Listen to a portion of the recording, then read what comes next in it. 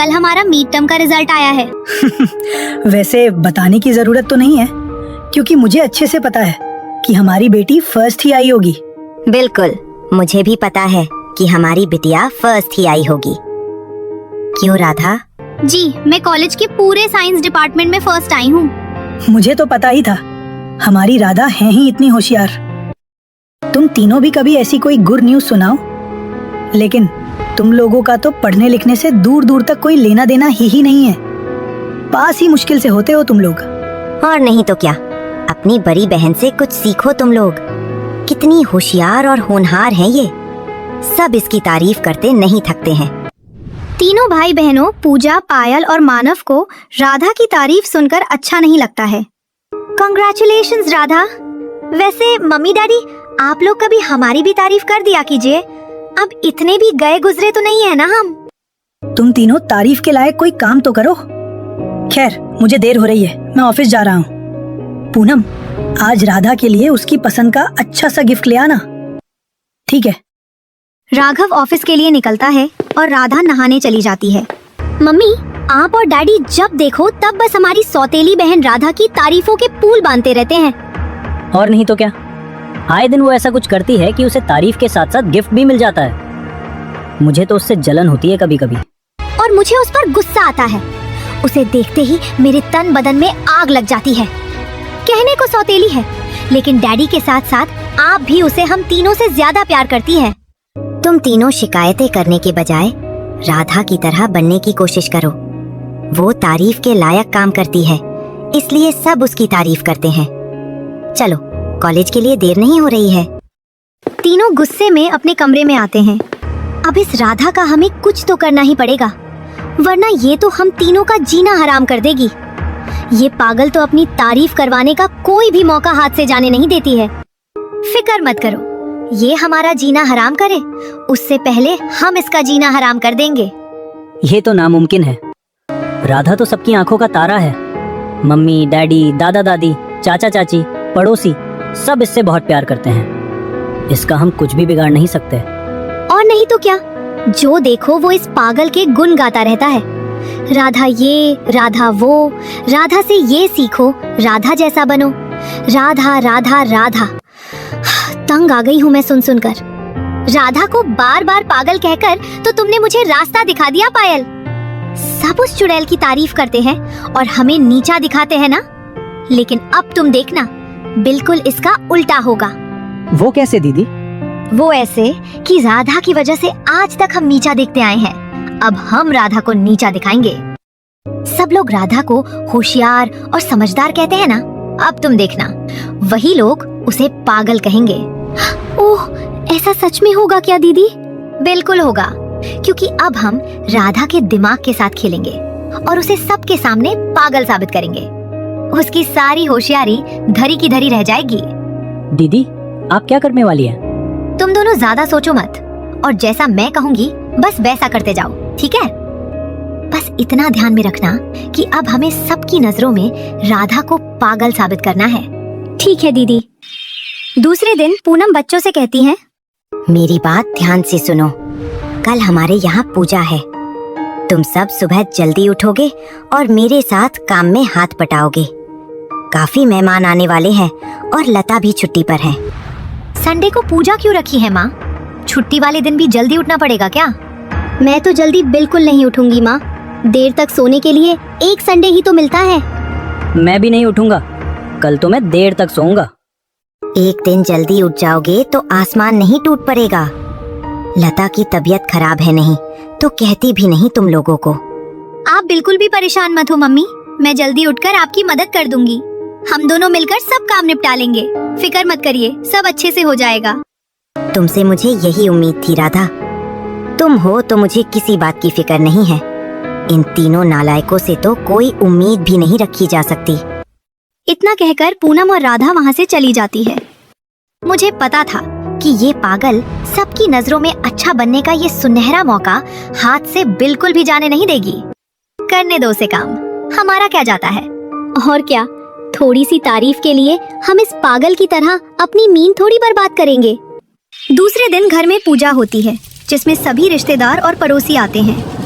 भाभी, लता नहीं थी तो आप हेल्प के लिए मुझे बुला लेती। जैसे दिन बीत रहे हैं वैसे वैसे सर्दी बढ़ती जा रही है। कितनी ज्यादा सर्दी हो रही है और ऊपर से पतली सी चादर ओढ़ी थी, वो भी माँ जी ने अपनी तरफ कर ली। अब क्या ओढ़ूं मैं, किससे चादर लूं? ठंड के मारे सारा शरीर कांप रहा है। और एक तो इस झोपड़ी के अंदर कितनी हवा आ रही है। पता नहीं कब हमारा एक सुकून से भरा गर्म घर होगा जहां हम आराम से अपनी सर्दियां गुजारेंगे। इस सर्दी के मौसम में जहां हर कोई हीटर के सामने कंबल रजाई ओढ़कर आराम से सुकून भरी नींद ले रहा था, तो वहीं इस गरीब परिवार के साथ ऐसा कुछ भी नहीं था।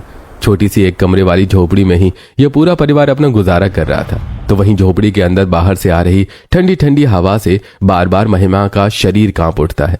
जैसे तैसे कर महिमा रात गुजारती है, तो वहीं अगले दिन महिमा को सर्दी जुकाम हो जाता है। तुम्हारी तबीयत तो ठीक है ना? सुबह से छींक रही हो। कल की रात पूरी ठंड से कपकपाती हुई गुजरी है मेरी। बता नहीं सकती कैसे कांप रही थी मैं ठंड से, मैं ही जानती हूँ। अभी हमारे घर के हालात कुछ वक्त से ठीक नहीं है, लेकिन क्या हम ईंट पत्थर का एक छोटा सा किराए का घर भी नहीं ले सकते? इस घास फूस की झोपड़ी में गुजारा बिल्कुल नामुमकिन सा है। बार बार घर के अंदर बर्फ जैसी ठंडी हवाएं आती रहती हैं। मैं और रमन कब से कोशिश कर रहे हैं कि एक सस्ता किराए का घर मिल जाए, लेकिन यहाँ 5,000 से कम का कोई घर ही नहीं है। और ऊपर से ठंड में हमारे आइसक्रीम की फैक्ट्री में काम भी काफी कम हो गया है। मालिक ने कितने कारीगरों को निकाल दिया है। मुझे तो ये डर है कि आजकल में मालिक मुझे और रमन को भी न निकाल दे, वरना जो चार पैसे आते हैं घर में वो भी आने से बंद हो जाएंगे। उस दिन के बाद हम सबकी जिंदगी बदल गई। पता नहीं कब तक ऐसा चलता रहेगा। आज से तकरीबन 8-9 महीने पहले तक ये पूरा परिवार एक छोटे से ठीक ठाक किराए के घर में आराम से अपनी जिंदगी गुजार रहा था। अपना घर लेने के लिए मेहनत करके दोनों भाइयों ने पैसे भी जोड़ लिए थे, लेकिन एक रात कुछ चोर उनके घर में चोरी कर लेते हैं और सारे पैसे ले जाते हैं, जिससे इस गरीब परिवार का अपना घर बनाने का सपना ही रह जाता है। तो वहीं समय बीतने के साथ इस गरीब परिवार में ऐसी पनौती छाती है कि उसे ईंट पत्थर के किराए के घर से निकलकर एक झोपड़ी के घर में आकर गुजारा करना पड़ता है। पता है, सुबह मैंने संदूक से सारे पुराने स्वेटर निकाले थे, लेकिन सब चूहे ने कुतर कर रख दिए हैं। अरे हम तो जैसे तैसे करके ठंड बर्दाश्त कर लेंगे, लेकिन बच्चों का क्या? वो तो वही बात हो गई ना कि गरीबी में आटा गीला। कितनी बार कहा है मैंने कि हमें भी कुछ काम करने दीजिए बाहर जाकर, लेकिन नहीं, माँ जी तो कभी सुनती ही नहीं। ऐसे ही रहा तो एक दिन हम लोग भूखे न मर जाएं। अपनी हालातों के मारे पूरा परिवार काफी ज्यादा परेशान था। ऐसे 1-2 दिन गुजर जाते हैं और घर के मुखिया मिथिलेश की बहन निर्मला परिवार से मिलने के लिए घर आती है। कब तक झोपड़ी में गुजारा करते रहोगे? अरे मेरे बेटे को देखो, कहने को इकलौता बेटा है, लेकिन उससे कितना बड़ा घर बनाकर तैयार कर दिया है। और तो और घर में हीटर भी है, किसी भी चीज की कमी नहीं है। पूरा घर हमारा बिल्कुल गर्म रहता है। और एक आपका घर है, एक तो इतना छोटा और ऊपर से बर्फ की तरह ठंडा रहता है। बुआ जी, ये आपके लिए चाय। अंकिता बेटा, इसमें तूने अदरक नहीं डाली है ना? वो क्या है ना, मुझे ठंड में अदरक वाली चाय पसंद है। वैसे सादी चाय नहीं पीती हूँ मैं। भगवान से प्रार्थना करूंगी कि आप भी जल्द से जल्द घर बन जाए आपका। अरे 2 बेटे हैं आपके, तो कुछ बोलिए उन्हें मेहनत करने के लिए। हिम्मत से ज्यादा निर्मला पूरे परिवार को ताने दे रही थी, जिसे पूरा परिवार अच्छे से वाकिफ था, लेकिन कोई निर्मला से कुछ नहीं कहता। छोटा घर, ऊपर से ठंड से भरे घर से सभी जूझ रहे थे, तो वहीं घर की बहू बेटे के लिए कोई भी प्राइवेसी नाम की चीज नहीं थी। क्या हुआ चंचल, कब तक गुस्सा रहोगी मुझसे? अरे मान भी जाओ, तुम्हारी ये नाराजगी मुझे बिल्कुल भी अच्छी नहीं लगती। पता है, काम में मन ही नहीं लगता है। आपके पास तो मेरे लिए बिल्कुल भी समय नहीं है। जब से अरुण हुआ है तब से आपने आज तक मुझसे कभी बैठकर 2 पल प्यार भरी बातें भी की हैं। तुम तो जानती हो ना कि हम कैसे घर में रह रहे हैं। पिछले वाले घर में 2 कमरे थे, तो हमें एक दूसरे के साथ वक्त बिताने का मौका मिल जाता था, लेकिन यहाँ सब एक साथ इसी एक कमरे में रहते हैं। ठीक से बात हो जाए वही बड़ी बात है। आंचल का हाथ पकड़कर रमन उसे समझा रहा होता है कि तभी शारदा अचानक कमरे में आ जाती है और अपने बहू बेटे को इस तरह एक दूसरे का हाथ पकड़े देखकर, अरे माना अभी जवान हो, लेकिन थोड़ी अकल नाम की चीज है या नहीं? घर में जवान बहन है, बच्चे हैं, कम से कम उनकी तो शर्म कर लो। पता नहीं क्या होगा आजकल के बच्चों का। शारदा की ऐसी बातें सुनकर रमन और आंचल दोनों का मुंह बन जाता है। अब ऐसे ही कुछ दिन और गुजर जाते हैं। रात का वक्त था, बाहर काफी ठंडी हवाएं चल रही थी, तो वहीं झोपड़ी में कोने कोने से ठंडी हवाएं अंदर आ रही थी। दोनों बहुएं चूल्हे से गर्मा गर्म रोटियां निकाल सभी को परोस रही होती हैं। आज भी आपने रोटी और दाल बनाई है, ठंड का मौसम है, सबके घरों में साग पालक पनीर गाजर का हलवा कितना कुछ मैं अपनी गाड़ी में बैठकर वहाँ से चले जाते हैं। गांव के कुछ लोग गरीब निशा के घर इतने अमीर लोगों को देखकर हैरान हो जाते हैं और जैसे ही निशा और उसका पूरा परिवार बाहर आता है सब आपस में बातें करते हैं। बहन, लड़के वाले काफी अमीर लग रहे थे, हमारी निशा का रिश्ता पक्का हो गया क्या?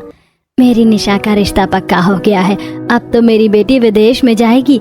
जानती हो कहाँ से रिश्ता आया था? लड़के वाले पेरिस में रहते हैं। शांति, अपनी बेटी का रिश्ता 7 समंदर पार करवा कर तुम खुश हो रही हो?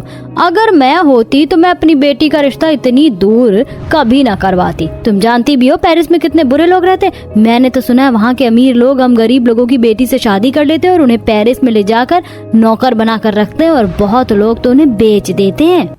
अपनी कुछ पड़ोसन की बातें सुनकर शांति और विनोद काफी परेशान हो जाते हैं। इसी तरह 2 दिन बीत जाते हैं और जब शांति के रिश्तेदारों को पता चलता है कि निशा का रिश्ता पेरिस के अमीर लड़के से लग गया है तो वो लोग भी घर आते हैं।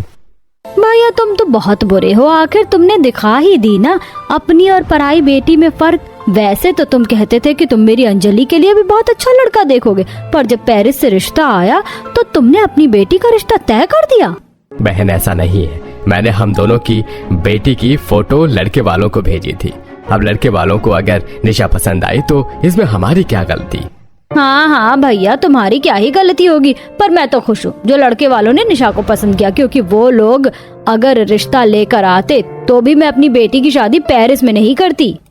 इसी तरह कुछ दिन और बीत जाते हैं। अब जो भी आता है वो सुरेश और शांति के कान भरते और NRI बिजनेसमैन लड़के के बारे में शांति और सुरेश को भड़काते हैं। लोगों की बात सुनकर एक रात सुरेश जब अपने पूरे परिवार के साथ खाना खा रहा होता है तो अपनी बेटी और बीवी से कहता है, हमने अपनी बेटी का रिश्ता पेरिस में करके लगता है गलती करी है।